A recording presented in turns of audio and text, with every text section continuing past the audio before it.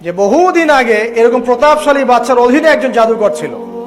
এই জাদুকরের যখন বয়সটা বুড়ো হয়ে গেল, তখন সে তার ওই বাচ্চাকে বলছে যে আমার তো বয়স শেষ, আমার এই বিশাল জ্ঞানগুলো কি করব, আমাকে একজন বালক এনে দিন, যেই বালককে আমি এসব জাদুবিদ্যা শিখিয়ে দিব। এই যেরকম ছোট বাচ্চাদের মধ্যে একজন। তো এরকম একটা ফুটফুটে সুন্দর বাচ্চাকে খুঁজে বের করা হলো, যে বাচ্চাটা বিচক্ষণ। একে নিয়ে আসা হলো জাদুকরের কাছে। এবার জাদুকর তাকে জ্ঞান শিখায়, জাদু শিখায়। জাদু শিখাতে শিখাতে শিখাতে শিখাতে সে একটু পরিণত হচ্ছে, মানে কৈশোরে পদার্পণ করল। এখন সে যখন জাদু শিখতে আসে, আসার পথে রাস্তায় দেখে একজন পাদ্রী আছে। পাদ্রী মানে দরবেশ, মানে যে আল্লাহ বিশ্বাস করে, এমন একজন পাদ্রীর সন্ধান সে পায়। সে ওই পাদ্রীর কাছে গিয়ে বসে।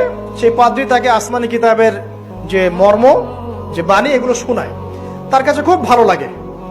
সে বলে যে আমি এটা শিখতে চাই। তখন এই পাদ্রী তাকে বলে, তুমি তো জাদু শিখতে যাও এই বাদশার দরবেশের কাছে, বাদশার জাদুকরের কাছে, যদি ওরা জানতে পারে তাহলে তো সমস্যা। তাহলে উপায় কি?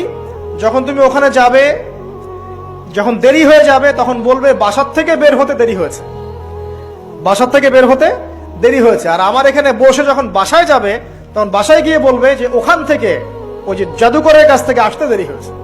মানে কৌশল অবলম্বন করতে তিনি শিক্ষা দিলেন। এবার এই বাচ্চা খুব সুন্দর করে ব্যালেন্স করলো, একবার এখানে যায়, একবার ওখানে যায়।